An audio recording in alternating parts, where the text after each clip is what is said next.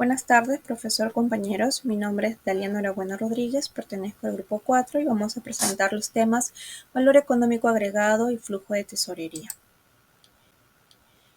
Para empezar, hablaremos sobre valor económico agregado, denominado EVA por sus siglas en inglés, y mencionaremos los antecedentes, ya que este concepto se viene usando desde inicios del siglo XX y ya autores como Church, Scovell, Birtenen han usado este concepto mencionándolo como utilidad residual. Asimismo, es una marca registrada por la firma Stern Stewart & Co. Y además, el padre de la economía moderna, Adam Smith, también hace mención de ese concepto, y junto con la firma que ha registrado esta marca, plantean el lineamiento de Lineage Theory of Value, que habla sobre la riqueza en las empresas y que el beneficio de que éstas crezcan harán un beneficio común para el interés público, ya que al generar valor en las empresas va también a generar mayor empleo y por ende va a haber una mejor economía a nivel nacional. Bien, ahora el EVA es una herramienta que permite evaluar y calcular la riqueza generada por la empresa, teniendo en cuenta el nivel de riesgo con el que opera. Asimismo, también Cardona lo menciona como el resultante del excedente luego de haber restado los gastos a los ingresos obtenidos, donde también se incluye el costo de oportunidad y además los impuestos. Ese resultante también que se obtiene al restar a la utilidad operativa los costos de capital. Vamos a pasar con algunos conceptos que son necesarios para poder entender el EVA y cómo calcularlo. Entre los conceptos relacionados al EVA, valor económico agregado, tenemos utilidad de operación, que hace referencia a la utilidad, es decir, a la rentabilidad que la empresa obtiene propia de sus actividades. Y para obtener esta en el cálculo del EVA se va a hacer uso de la utilidad operativa después del impuesto sin considerar los intereses financieros. Asimismo, el capital invertido hace referencia a los activos fijos, adicionando el capital de trabajo operativo y otros activos. Es de mencionar que el capital de trabajo operativo es aquel dinero que se necesita para asumir los costos y gastos propios de la producción.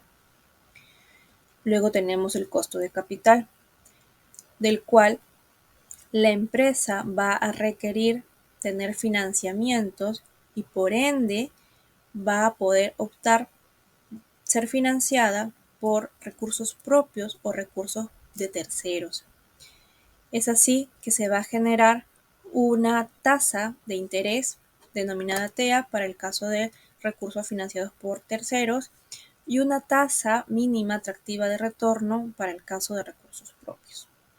Por último, tenemos el costo promedio ponderado del capital, denominado WACC por sus siglas en inglés, o CPPC, el cual es muy importante para poder calcular el EVA, y se calcula multiplicando el costo específico de cada forma de financiamiento, es decir, de los recursos propios y de los recursos obtenidos por terceros, por su proporción en la estructura de capital y sumado a ello los valores ponderados. Mi compañero va a pasar luego a explicar cómo se determina el WACC en un caso práctico.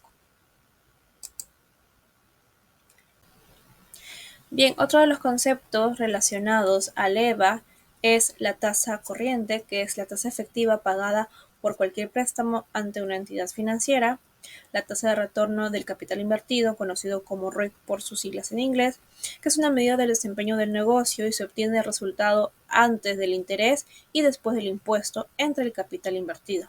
Asimismo, la rentabilidad sobre el patrimonio, conocido como ROE, que es un ratio importante para poder medir la situación financiera de una compañía y se obtiene de la utilidad neta entre el patrimonio neto.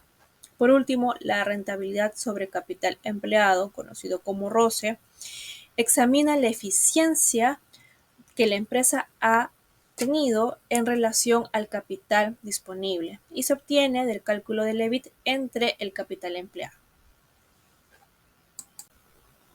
Ahora bien, para el cálculo del EVA es necesario conocer algunos de los conceptos que he mencionado, como por ejemplo el ROCE, que es el cociente del EBIT con el capital empleado multiplicado por 100. El EBIT es el beneficio antes de los impuestos y antes de las tasas, y este ROCE se obtiene en porcentaje.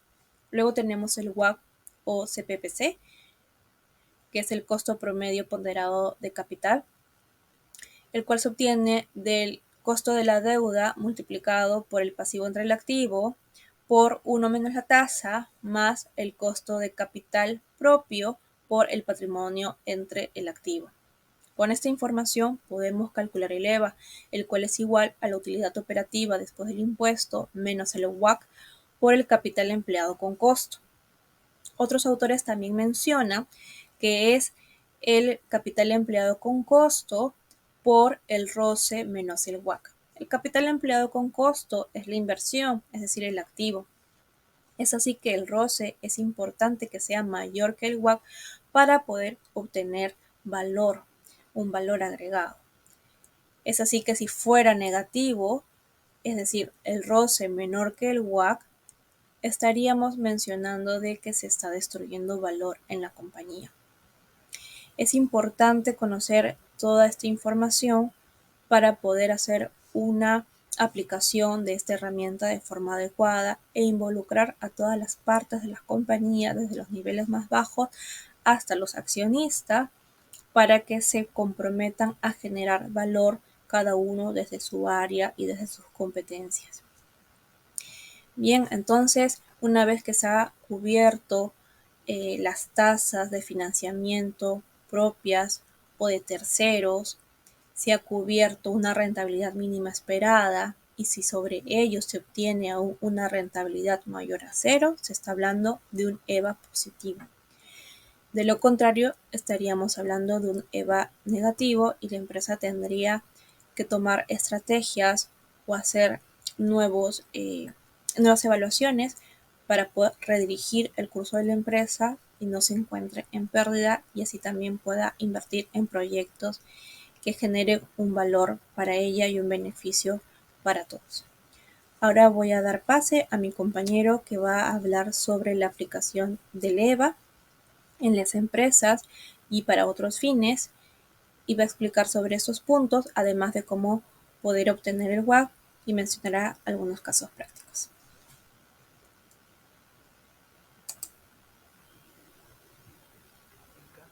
Y continuando con la exposición, vamos a hablar sobre lo que es la aplicación del valor económico agregado en las empresas. El EVA se puede implementar en todo tipo de compañías, desde las micropymes hasta las multinacionales cotizadas en la bolsa. Es decir, cuando las organizaciones aplican el EVA, hay un de por medio toda estrategia diseñada y ejecutada que está relacionada para que las operaciones obtengan resultados y alcancen las proyecciones y expectativas de rendimiento. Esto no solo implica a nivel de los accionistas, sino que involucra a toda la empresa que brinda bienes y servicios y que debe satisfacer las necesidades de sus consumidores y clientes, para mantener de por medio y sumar nuevos clientes. De tal manera, poder captar el recurso humano capacitado y la utilidad generada en la empresa. Para generar mayor utilidad con el EVA en las empresas, tenemos dos factores importantes, que son los ingresos y los costos. Por el lado de los ingresos, se debe obtener mayor diversificación de productos, nuevos mercados, mejoramiento continuo, mayor línea de negocio. Para ello, se debe contar con un departamento de investigación y desarrollo. Mediante los costos, hallamos una racionalización de costos y gastos, es decir, identificamos qué son los costos logísticos, los costos de recursos humanos, los gastos financieros, los costos de marketing y costos de producción.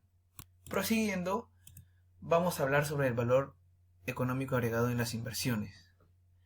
Para los casos en la que la entidad realiza una inversión en el primer paso, es considerar cómo se realizará el financiamiento de la inversión, y este puede ser de manera mediante financiamiento por terceros o mediante los recursos propios. Mediante los financiamientos por terceros, en el primero se pagará intereses, mientras que en los recursos propios solamente se pagará la tasa mínima atractiva de retorno. Para este tipo de procedimiento se considera el WACC, más conocido como el costo de promedio ponderado de capital, que también es considerado la combinación del costo que se paga a los terceros y a los recursos propios. En tal sentido, luego de obtener el financiamiento, se tendría que pagar un interés, y este sería igual al costo ponderado de capital por la inversión inicial. El valor económico agregado y en el endeudamiento. La parte ejecutiva debe estar estrechamente vinculada con el compromiso del EVA en la compañía, ya que esto va a determinar en gran medida el éxito o fracaso de la implementación. Cuando se conoce exteriormente que una empresa implementará el programa del EVA, surgen nuevos inversionistas y las acciones suben de precio. No obstante, si la dirección ejecutiva no se compromete absolutamente con la implementación, el programa fracasaría. Aunque a algunos les parezca fácil, incluso simple, la implementación del EVA, tiende a tener una supervisión constante, como está yendo supervisado durante el ejercicio para ver si obtenemos utilidad o pérdida. Por lo siguiente, pasamos a ver las estrategias para aumentar el valor económico agregado.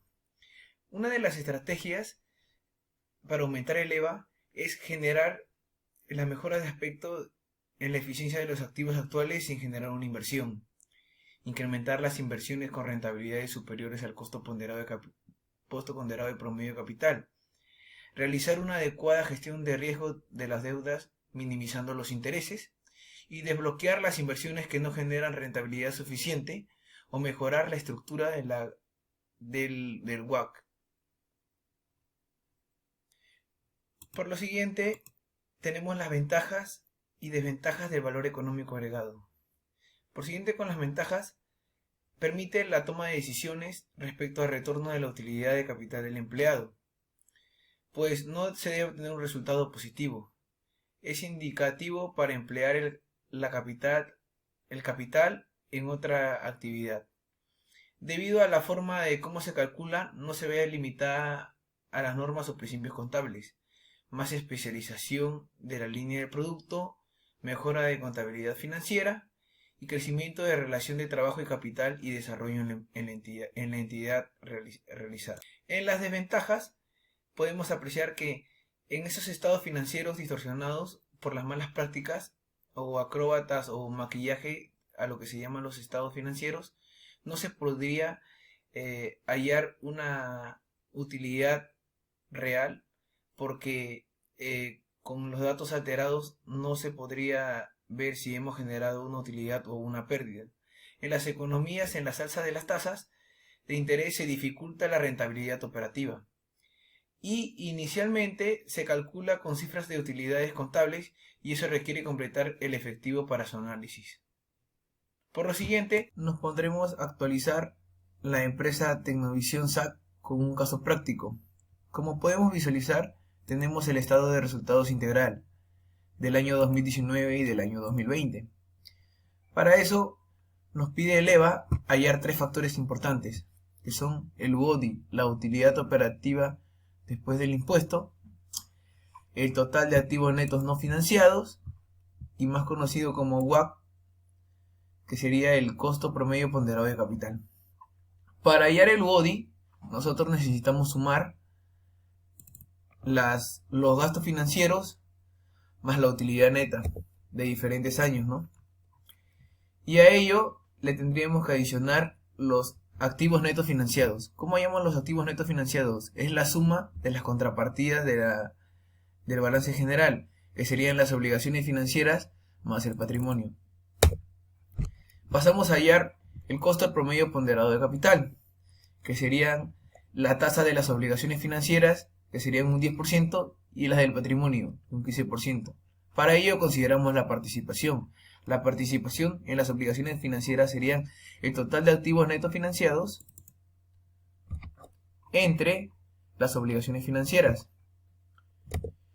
Y de eso sería la multiplicación de la tasa efectiva por la participación, y eso me daría una ponderación del 1.76% para las obligaciones financieras, y en el caso del patrimonio sería un 12.36%. Reemplazamos para hallar el coste promedio ponderado de capital, y esto nos daría la suma de la ponderación entre la participación, que nos daría un 14.12% de tasa efectiva anual. Hallados los factores, podemos irnos a hallar el EVA, que sería el UODI, que serían 31.064.098, menos los 161.140.522 por la tasa del costo promedio ponderado de capital, que sería en el 14.12%. Esto me daría este importe en positivo. Nos pasamos a hacer el análisis. De la aplicación del EVA de la empresa Tecnovisión, se puede determinar que al cierre del periodo de 2019 se obtuvo un EVA positivo, obteniendo un valor de 8.308.979, con lo cual se puede determinar que la empresa al cierre del año 2019 ha obtenido una rentabilidad progresiva tras la inversión de sus activos. Del periodo 2020 aplicamos el mismo procedimiento, pero nos cuenta que obtenemos 6.374.618. Es decir, que para el año 2020 la empresa Tecnovisión, SAC, obtuvo un negativo de 16.374.618. Como se sabe, a raíz de la pandemia, el COVID-19, muchas empresas, a pesar de haber generado proyecciones correctas y un buen manejo de sus recursos, aunque hayan sido adecuados, la gestión de mitigación de riesgos obtuvieron grandes pérdidas debido a la emergencia sanitaria que no se tenía previsto en ese año.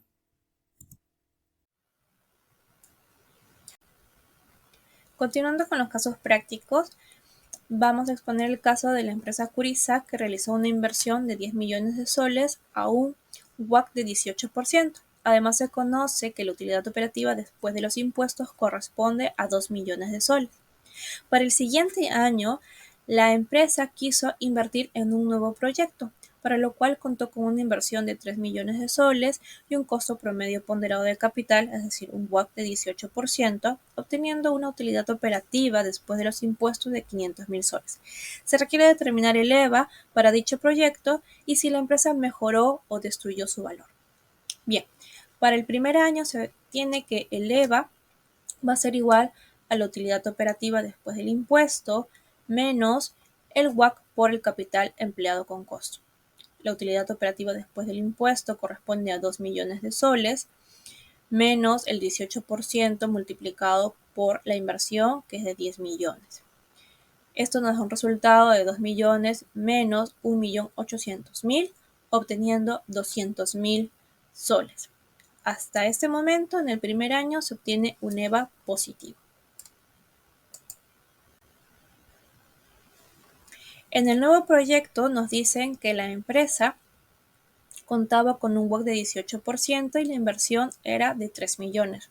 Es así que vamos a restar a los 500.000 soles, que es la utilidad operativa después del impuesto, la diferencia de la multiplicación, 540.000, con lo cual se está obteniendo un número en negativo de 40.000 soles, menos 40.000 soles. Quiere decir que se obtuvo un EVA negativo para el nuevo proyecto. Quiere decir que el nuevo proyecto no ha sido beneficioso para la empresa. Vamos a presentar un cuadro comparativo de este cálculo realizado. Tenemos que la empresa Curi tuvo un WACC de 18% en el primer año, donde no ha realizado ningún proyecto, simplemente ha hecho la proyección de sus inversiones, de sus actividades operativas cotidianas, y se ha obtenido un EVA de 200.000 soles. Para el nuevo proyecto tuvo una pérdida de menos 40.000 soles, un EVA negativo de menos 40.000 soles. Si vemos los totales, a simple vista, vemos que el total es 160.000, es decir, que está en positivo. Podríamos creer que no ha habido pérdida o que no hay tanta diferencia porque la empresa sigue estando en números positivos. Sin embargo, hablando en términos de valor económico agregado, entendemos de que pasó la empresa de un valor de EVA de 200.000 a 160.000. Es decir, que a pesar de que esté en positivo, se ha destruido valor porque en el nuevo proyecto se obtuvo un EVA negativo. Es necesario que la empresa redirija su proyecto, abandone el proyecto o tome nuevas medidas o estrategias para poder tener una inversión favorable y no perder valor o generar acciones que destruyan valor a la empresa.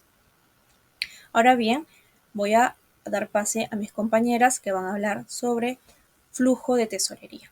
Gracias.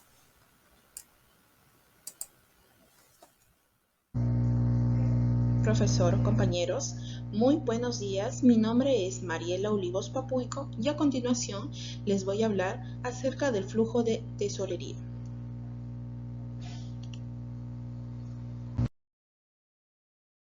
¿Qué entendemos por flujo de tesorería? El estado de flujo de tesorería, que lo vamos a llamar por sus iniciales, FT, es también denominado como presupuesto de efectivo de tesorería. Este nos informa sobre los movimientos y las transacciones que efectúa el disponible en una empresa. Asimismo, nos permite obtener una proyección financiera en un corto plazo, ya que nos brinda saber si es que dispondremos de excedentes o si es que nos acercamos a una escasez de efectivo. De esta manera, la gerencia podrá empezar con tiempo la búsqueda del financiamiento en corto plazo. Asimismo, las normas internacionales del IASB consideran que la confección de los estados de flujo son de manera obligatoria. Dado esto, el ANIC 7. La ANIC 7 pues nos habla sobre los estados de flujo de efectivo, ¿no? Con esto, ¿qué quiero decir? Que todas las empresas deben preparar los estados de flujo de efectivo cumpliendo los lineamientos establecidos por esta norma, con el objetivo de poder suministrar la información a los usuarios a través de los estados financieros, para poder evaluar la capacidad de la empresa si es que genera efectivo. Por otra parte, también podemos definir el flujo de efectivo o de tesorería como cash flow. Es una terminología en inglés que prácticamente nos explica sobre las entradas y las salidas del efectivo. Esto se trata de un indicador que muestra la liquidez de una empresa.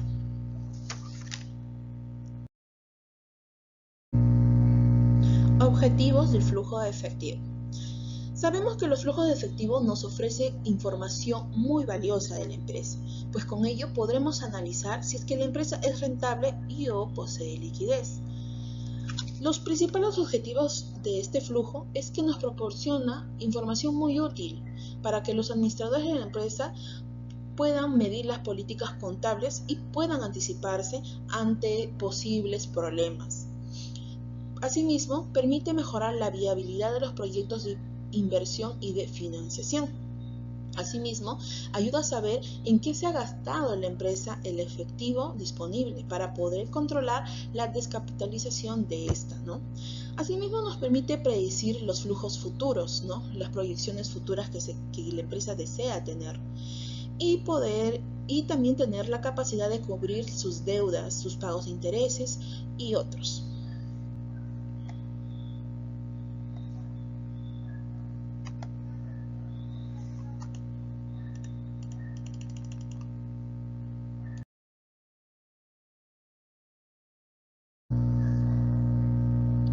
Tipos de caja o tipo de cash flow. Estos se clasifican en tres tipos. Bien, tenemos el tipo de flujo, en este caso el tipo de flujo de caja operativo, FCO. Esto nos habla fundamentalmente de las transacciones que derivan de las actividades principales de la empresa. Nos habla pues de sus ventas. También podemos considerar lo que son los pagos a proveedores, los pagos de empleados. Lo que es el flujo de caja de inversión FCI nos habla sobre los desembolsos que se han hecho para bien comprar o vender los activos fijos. Se pueden comprar máquinas, inmuebles o también patentes, ¿no? Con la necesidad o con la intención de poder obtener beneficios a futuro. El flujo de caja de financiación FCI nos hace referencia a los ingresos y egresos o gastos que provienen de los préstamos que hace la empresa. ¿Ya? Son actividades para poder juntar dinero de agentes externos, ¿no?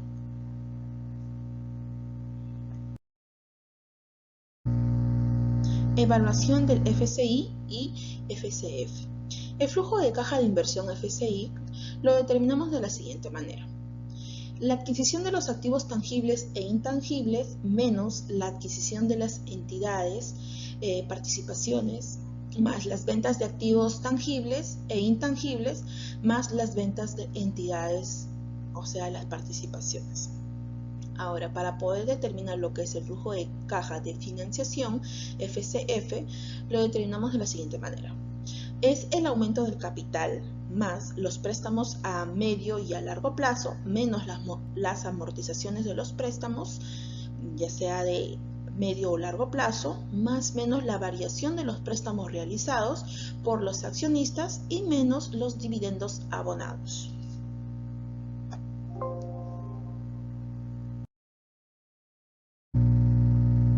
Métodos para calcular los flujos de efectivo o el flujo de caja operativo. Presentamos dos tipos de métodos, el método directo y el indirecto. El método directo tiene la ventaja de que resulta ser de fácil comprensión por cualquier usuario, ya que solo presenta los principales pagos y cobros brutos por separado. También resulta ser útil este esquema para proyecciones a futuro. Como se puede visualizar en la imagen, el método directo solo presenta, como mencioné, los cobros y los pagos. En lo que es el flujo de operaciones de explotación tenemos lo que son los cobros a clientes, los cobros de subvenciones, menos los pagos a proveedores, pagos al personal, pagos de impuestos indirectos y otros pagos por gastos corrientes.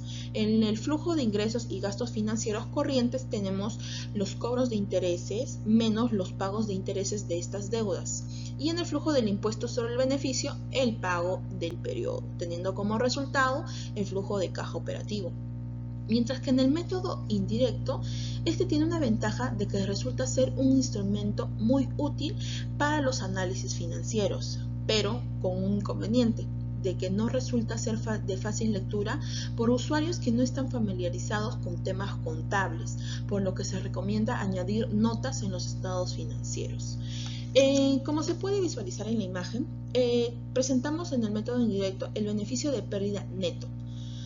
Son más o menos ajustes para llegar a los recursos procedentes de operaciones, que son más los gastos que no se mueven, menos ingresos que no se mueven, más pérdidas por las ventas inmovilizadas, menos beneficios por las ventas inmovilizadas, obteniendo como resultado los recursos procedentes de operaciones. Más menos la variación del capital circulante relacionados con las actividades ordinarias, más menos aumentos de existencias, cuentas por cobrar o cuentas por pagar, obteniendo así lo que es el flujo de caja operativo. ¿Cómo hacer un flujo de caja? A continuación se detallará los puntos claves para poder elaborar un flujo de caja.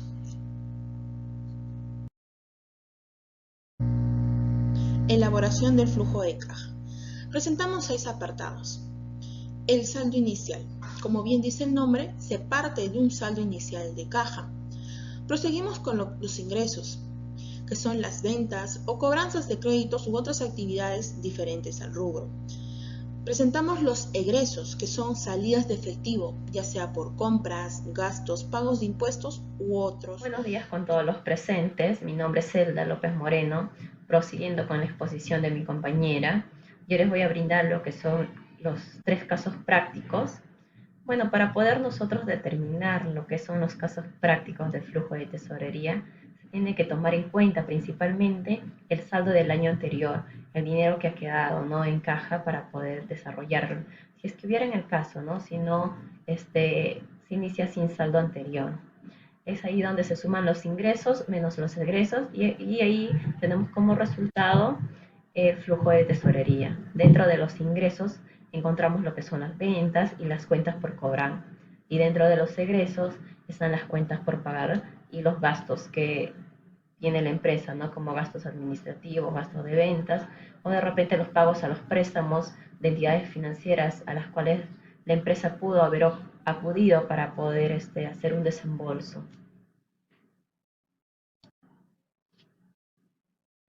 El primer caso práctico es de una empresa comercial.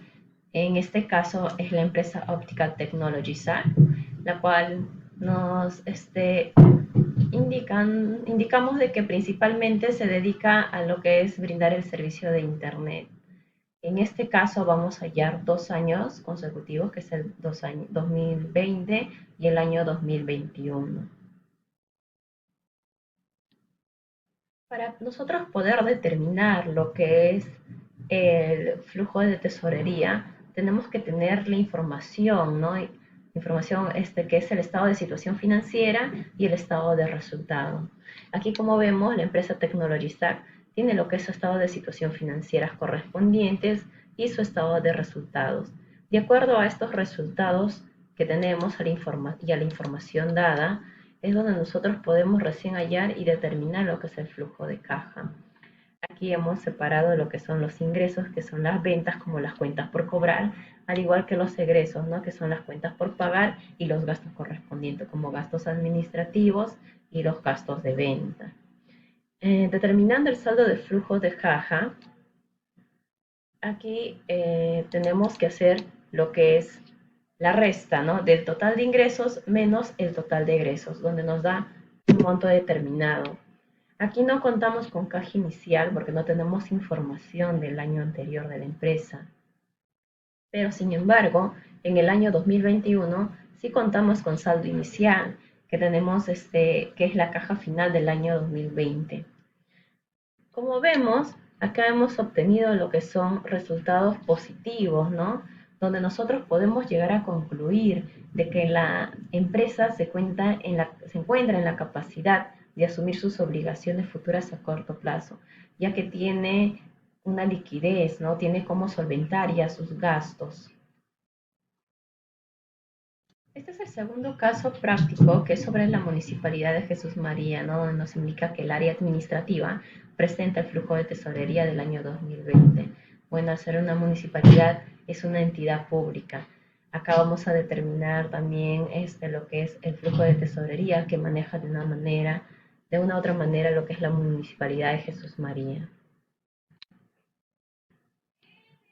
En este ejemplo, aquí tenemos toda la información correspondiente de los ingresos y de los egresos diversos, ¿no? Pues mira, ¿qué ingresos tenemos? Ingresos por alquiler, por servicio, ¿no? Todo lo que brinda la municipalidad. Y también tenemos los egresos que son los gastos, ¿no? El gasto de personal, el pago de repente agua, de luz, el pago de los honorarios, servicio de telefonía, vigilancia, mantenimiento, ¿no? Todos esos egresos están acá en una suma total. En esta operación nosotros determinamos, ¿no?, el saldo de flujo de tesorería, que son los ingresos que obtiene la municipalidad menos los egresos. Tenemos lo que es mensual y también tenemos lo que es anual, ¿no? El monto total anual. Como vemos, en este ejercicio también es una operación donde nos salen los resultados positivos, donde podemos nosotros analizar diciendo y determinar que la empresa no presenta un déficit, o una escasez, ¿no? Ya que los ingresos corrientes que obtuvieron fueron superiores a los egresos. O sea que sí tiene la capacidad también la empresa, la municipalidad en este caso, no tiene la capacidad, tiene la liquidez, ¿no? Y eso mayormente se basa a la buena planificación que conllevan a corto plazo, ¿no? Durante el periodo. Entonces, decimos que la entidad pública, que es la Municipalidad de Jesús María, sí está trabajando bien, está planificando bien, por eso es que está obteniendo hasta el momento, hasta los resultados que ahora se han dado, que sí están teniendo una buena planificación, que sí están teniendo una buena liquidez para que puedan ellos solventar todos sus gastos, ¿no? Sus gastos, los pagos que ellos necesitan o los que realizan. Bueno, nuestro tercer caso es sobre una empresa que brinda servicios, ¿no? Es la empresa Los Choferes SRL. Acá nos presenta lo que es su estado de situación financiera, pero nos piden el flujo y tesorería al corte, al 31 de enero. O sea, nos está pidiendo a un tiempo determinado. En este caso solamente es de un mes nomás.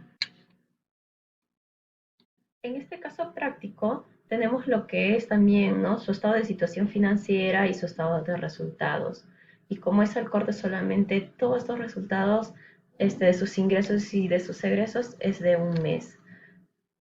Donde podemos indicar también y podemos ver que sí tenemos el saldo inicial. Eso quiere decir, al cierre del año del 2019, ha tenido, ¿no? También ha tenido su saldo de caja en positivo. Y acá es donde el saldo inicial se suma con los ingresos, ¿no? Con las ventas y con las cuentas por cobrar, y de ahí se resta con las cuentas por pagar y los gastos correspondientes que tengan. En este caso también ha tenido un préstamo bancario, entonces donde también se tiene que restar, ¿no? Y el saldo de tesorería o el saldo de flujo de tesorería es positivo.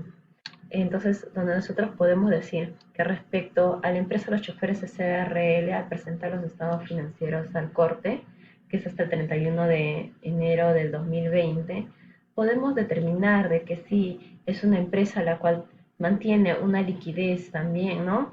Y es una empresa la cual el flujo de tesorería es positivo y puede lograr sus objetivos que tenga mediante la solvencia económica que demuestra, ¿no? Y también es porque la empresa ha tenido una buena gestión, ¿no? Y se puede decir que la empresa puede seguir marchando bien de periodo, así como fuera periodo mensualmente o anualmente, ¿no? Con la liquidez que ellos cuentan. Bueno, nosotros les he explicado un poco de diferentes empresas, como es la empresa comercial, de la empresa de una entidad pública y de la empresa de servicios, ¿no? Y en los tres casos son resultados positivos, y eso es lo que uno quiere, ¿no? De que las empresas tengan esa liquidez necesaria para que puedan asumir sus gastos y para que la empresa pueda seguir creciendo poco a poco, ¿no? Es fundamental que tengan esos ingresos adecuados, que tengan una gestión adecuada, porque mayormente conlleva de la gestión, ¿no? Eso quiere decir que se están haciendo buenas ventas, que se están utilizando muy bien los materiales, ¿no? Además, las empresas que se dan diversas, se tiene que tener un manejo cuidadoso de flujo de tesorería, ¿no? Para que puedan permitir y aprovechar lo que son las oportunidades de inversión y tomar decisiones estratégicas de forma más eficiente. Ya que si una empresa es rentable y tiene una buena liquidez, de repente puede aperturar otros negocios, o puede invertir un poco más, o también pueda expandirse. Puede ser nacionalmente o internacionalmente, ¿no? De acuerdo a lo que se dedique cada empresa, ¿no? También podemos decir que el flujo de tesorería, el cual es elaborado por cada empresa, nos determina la solvencia económica, ¿no? Que tendría la empresa a un corto plazo y si es suficiente contra sus obligaciones, o sea, si puede asumir en realidad todos los gastos que le lleguen y todos los pagos, ¿no? Es esencial, ¿no? Que toda empresa tenga una buena liquidez, ¿no? ¿Para qué? Para que de repente sigan trabajando con su efectivo y no tanto se basen en apoyarse de repente a un préstamo de una entidad financiera, ¿no? De una entidad bancaria. Bueno, en estos tres casos, como vimos, son empresas que sí tienen liquidez. Muchas gracias.